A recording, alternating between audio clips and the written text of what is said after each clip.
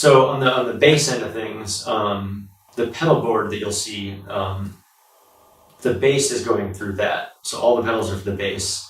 So there's 3 distortion pedals. There's a Devi Ever Bit, which is kind of an 8-bit gated fuzz. There's a Tech 21 VT bass, which is kind of just a tubey kind of distortion that I'm actually kind of using as more of like a clean boost in a way. It's not heavily distorted. So Prunes and Custard, pedal by Crowther Audio, which is made in New Zealand. It's kind of a filtery distortion. There is 2 delay pedals. One is just a Malekko 616, and a particle, which is kind of a crazy granular delay by Red Panda. And then probably the biggest part of the sound for Paris Monster is the Eventide PitchFactor. That's doing all the pitch shifting on a few different settings, and that's on 80% of the time in this band, maybe a little less than that. An Ernie Ball volume pedal. I think that's about it. Yep, and then some expression knobs and aux switches for the Eventide. And then there's the case. Right, then there's the Eurorack modular synth, which that's on its own signal chain, so that's not going through any of the pedals.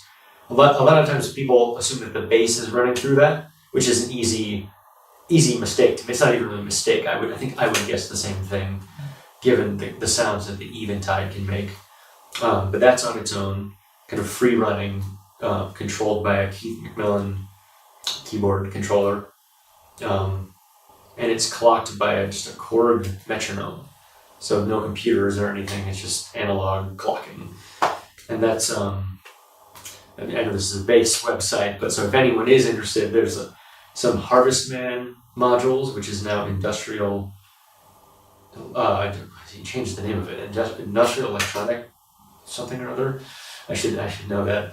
IntelliGel, Make Noise Music, and Doper, and a couple others.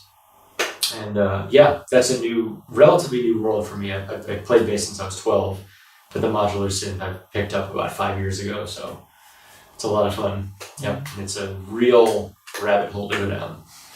If you're into pedals, it's like that, but on hyperspeed. It's like, stay out of it if you can. That's my advice. Okay, head and cabinet. Yeah. What's that? Head and cabinet. Well, here I was using what the festival provided, which was an awesome Aguilar rig.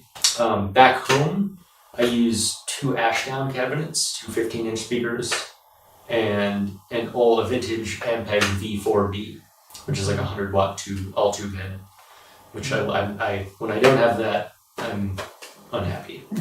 But I can't bring that on the plane. So I can barely bring all this stuff on the plane. So, yeah. But I love old tube heads. Especially. Guitars. Here you had just one with you? Yeah, just this one is that was a 90s Fender jazz bass, and my main bass that is back home right now is a 1972 jazz bass. Yeah. Cables?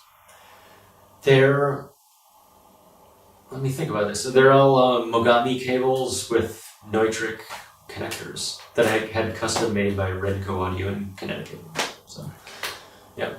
But I'm unaffiliated with all those companies, so I endorse them, and I don't have to, but I do.